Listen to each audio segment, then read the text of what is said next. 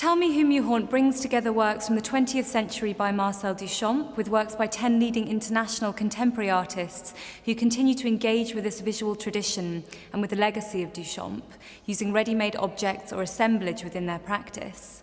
These artists utilise non-traditional materials as a means of establishing a nexus between their art and the surrounding socio-political context or cultural context within which they work. Marcel Duchamp first made what would become known as the Readymade in 1913 in Paris, when he brought together a stool with a bicycle wheel.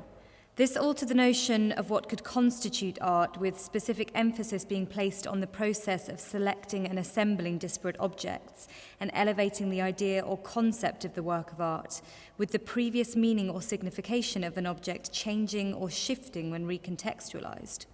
The title of the exhibition, Tell Me Whom You Haunt, derives from the first page of a surrealist novel by André Breton called Nadia, which was written in 1928, with a line that says, "Tell me whom you haunt and I will tell you who you are." This expresses the idea that you could define who you are through what or who you surround yourself with. I think for any artist of my generation, probably, the ready-made and the monochrome are almost unavoidable.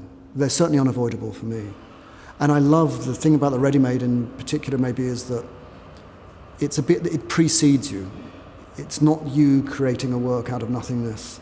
It's about responding to something that already exists in the world and not improving on it, but just working with it somehow. For me, I'm always more interested in colour as you experience it in the city. And I think the colours of the city are the colours of artificial objects, and they're electrified colour, and they're the colours of plastics and such like. So there's plenty of ready-made colour to find, and you know, I think the aim of a lot of artists is to get people to look more closely at that which you often overlook. You know, cabling is completely ubiquitous in our urban existence. We couldn't survive without it. But we also hide it most of the time, and it's you know, it's behind the walls, it's you know, under the skirting board and such like. Yeah, and yet it's without cables, computers, you know, lights, nothing would work.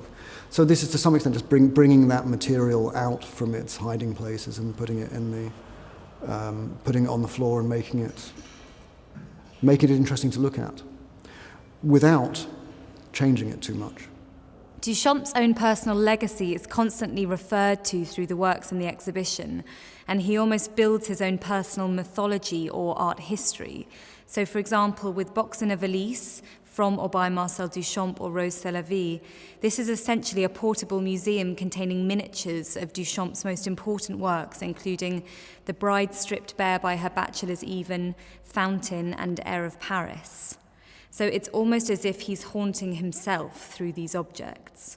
Not only does he create a visual history, he also isolates and captures his artistic working process in The Bride Stripped Bare by Her Bachelor's Even, The Green Box. Here, the artist meticulously copied and replicated his working notes and diagrams as a means of emphasizing the importance of the selection process, the hand or touch of the artist, and how this could imbue objects with an aura of significance. In the old century, as in this century, there is no way to avoid Marcel Duchamp. When you go to art school, you will hear a lot about how Marcel Duchamp had this influence on the art practice and on the art world, because what he was doing, he was imbuing aura to objects. When you go to the museum and you have this, you can see that. You see paintings, you see sculptures, and you see this aura. I know it sounds very esoteric, but I'm really absolutely, I absolutely believe in that. It just really happened that I'm extending this idea of using these materials like cables and lights, and what I do is I extend this idea and use materials like a leather, or like a door, or like things that you would find in gallery spaces, or that you would find in a construction process. And this is also in a way how I came up with this work for Blain Southern. Because as I said before, the gallery is really, it's an absolutely perfect white cube.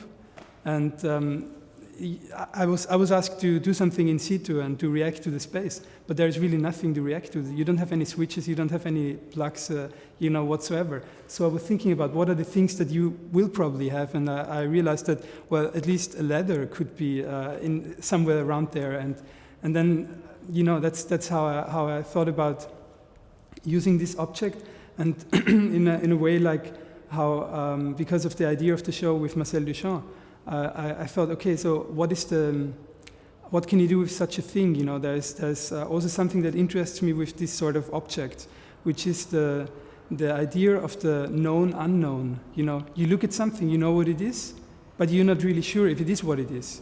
So, I mean, this is obviously a ladder, but maybe it is a lantern, maybe it is a light, And so that's how I came up with this, and also in a way, even though it's in the reception area, and not in the showroom, it reacts to the white cube, but also it plays with this idea of being a functional thing, as it is just installed above the reception desk.